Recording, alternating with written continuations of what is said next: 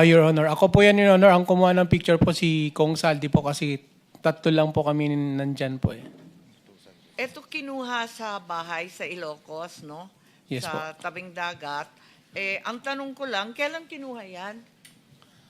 Same po pagdating namin. Akala ko 2022 po. Akala ko dumating kayo nung gabi. Hapon na po, ma'am. Hapon na. Hapon Hapon na po. yan. Tapos, tuloy-tuloy kayo natulog. Yes po. Kinabukasan na po kami bumalik na Manila. Kinabukasan kayo lumipad. Pero may dala kayong mga maleta. Iniwan na ninyo doon? Yes po, Your Honor. Kanino po?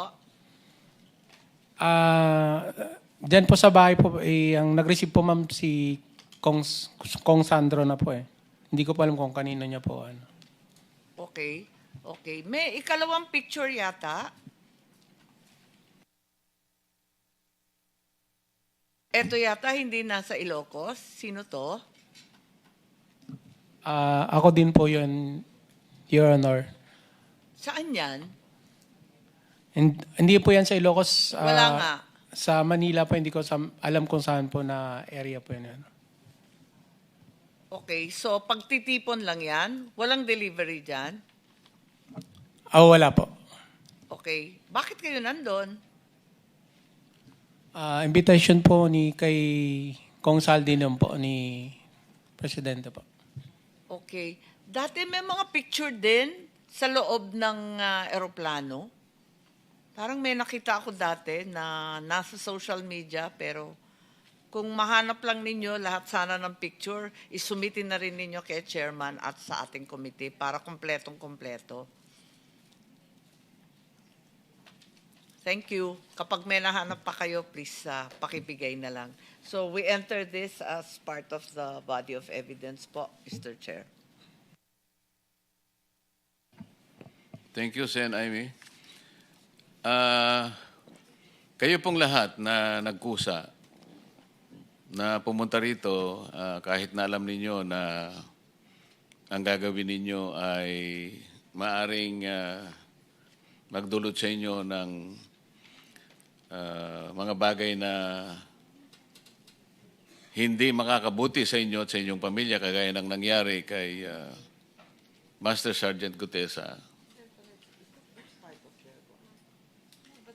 Kahit na gano'n ang iniisip ninyo, anong nagbunsod sa inyo para dumating kayo rito, lalong-lalo na sa panahon pa naman na ang Senado ay nagkakaroon ng, sabihin na nating, siguro, paano ba natin i-describe ang nangyayari sa atin ngayon? Ang nangyari po kahapon ay simply a naked power grab.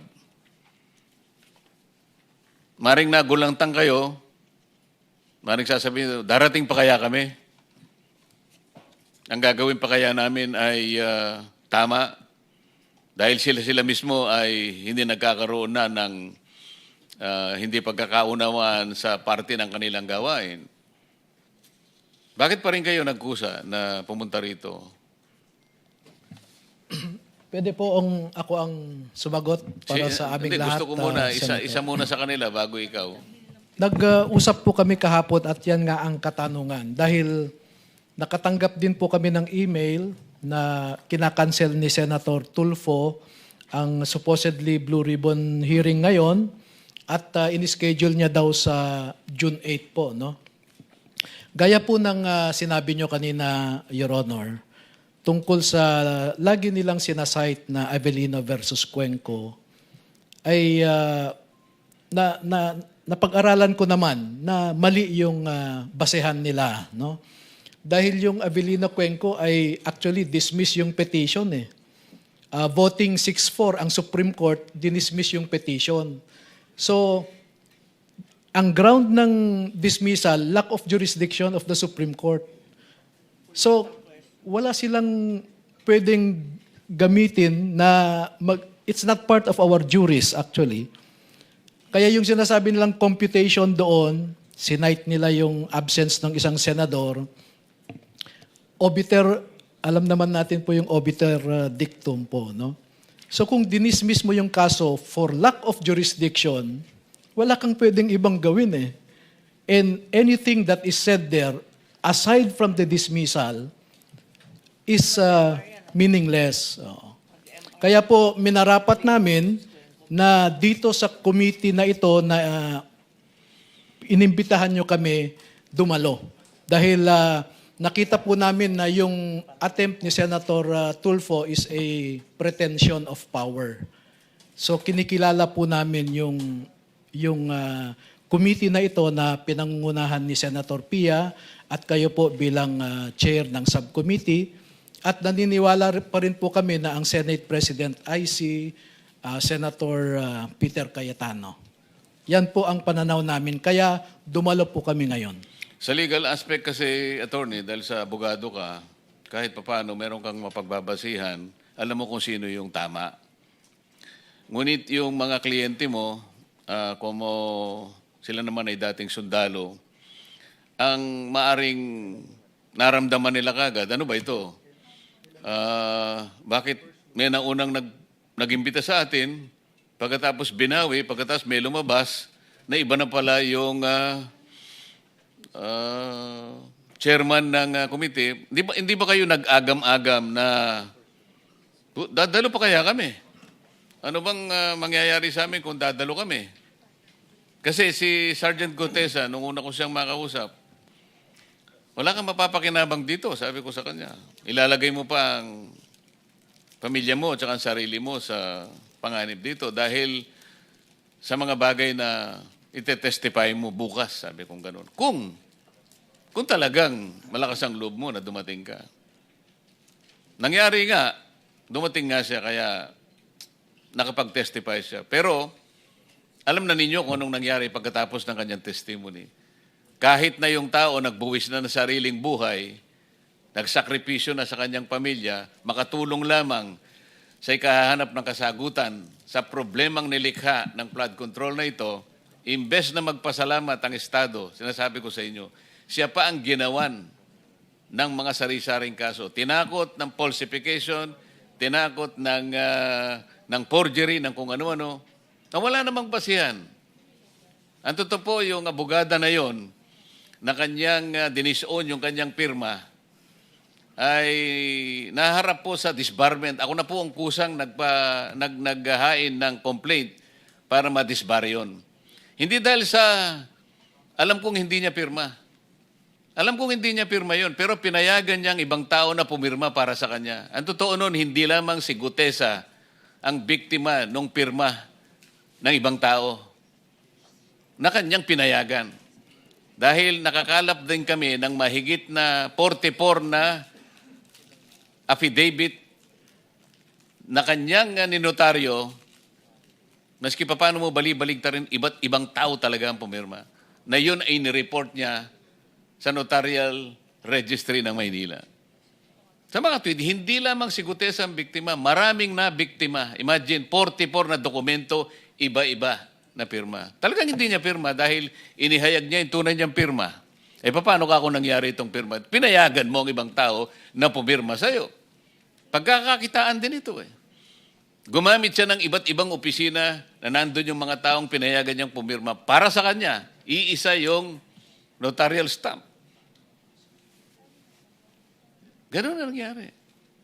So ang tanong kasi, kahit na ganun ba ang nangyari sa kanya, pumayag pa rin kayo na tumestify sa layunin ninyo na kayo, gusto ko kayo ang magsalita para marinig po ng buong sambayanan.